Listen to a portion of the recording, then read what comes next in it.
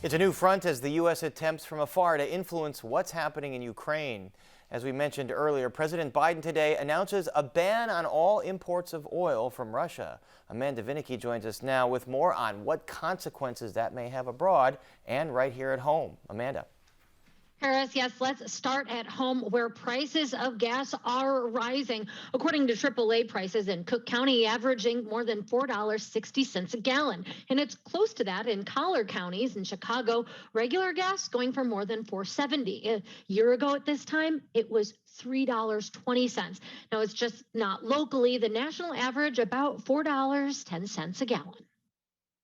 In fact, that average price is the highest ever in nominal terms, but not when you correct for inflation. Corrected for inflation, the price was higher back in 2008. So it's not outrageous, but it will keep going up with volatility. It's going to bounce around as different countries decide whether to ban imports from Russia, and it's going to bounce around along with the progress of the war. If things go badly, the price will go up more. Now, this even as Biden just announced the ban this morning. So why are prices high already? Northwestern University finance professor Philip Braun says the situation with Russia has caused prices to rise over the past couple of weeks. So this story started 2 weeks ago when the US and Europe imposed financial sanctions on Russia. Those sanctions make it very difficult for Russian banks to do international transactions. That means that the Russian oil companies cannot do international business. So that in itself is a major bottleneck for Russia, and probably more important than what the US did today by limiting imports. Braun says the ban on Russian imports isn't likely to hit too hard on the U.S. or on Russia. The United States gets about 8% of its oil from Russia. Meanwhile, the U.S. accounts for about 5% of Russian exports. Still, Matt Hart with the State Trucking Association says gas prices are going to ding trucking companies and drivers in the short run, as they will be on the hook for these higher prices of gasoline and diesel. Now, he says it's a double whammy for the consumer, given that labor costs are high with a truck driver shortage. In the long term, it hurts the consumer because in the long term, eventually the higher costs of transporting goods leads to higher costs at the grocery store, higher costs at the department store, higher costs on Amazon, because it costs more to transport goods. And our industry transports over 70% of the nation's freight. And when our costs go up, our input costs go up, ultimately that's going to lead to higher costs for the consumer in the end. Still, he says the trucking industry on principle supports a ban on Russian imports, not wanting to do anything to support that country at this time. He says also that the U.S. is well positioned to react.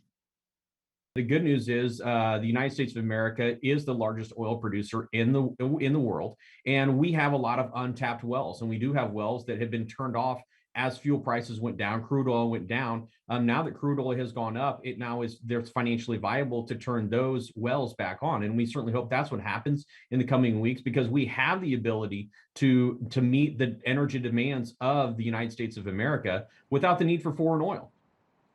But getting refineries back online, increasing hires, increasing production, that takes time. And this, as inflation is already a concern and higher gas prices will exacerbate that. It could present a political problem for President Biden, even if a Wall Street Journal poll today shows voters supporting today's move. A handful of governors, including Wisconsin's Democratic governor, are calling on D.C. to temporarily remove a federal gas tax at a time when people are directly impacted by rising prices on everyday goods. A federal gas tax holiday is a tool in the toolbox to reduce costs for Americans. And we urge you to give every consideration to this proposed legislation, they wrote in a letter to the president.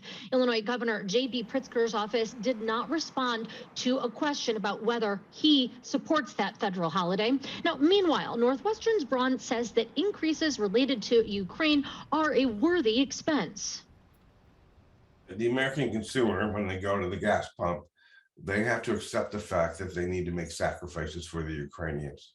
Yes, gasoline prices are high, but the war in Ukraine is horrible. And there's a trade-off that Americans must make and costs that we must bear.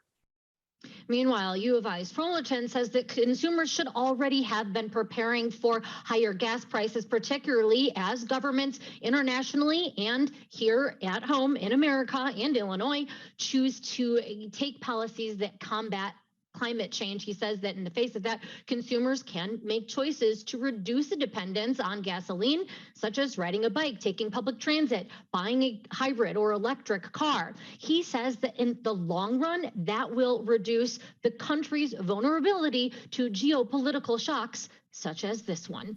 With that, back to you in the studio. All right, Amanda Vinicky, thanks very much.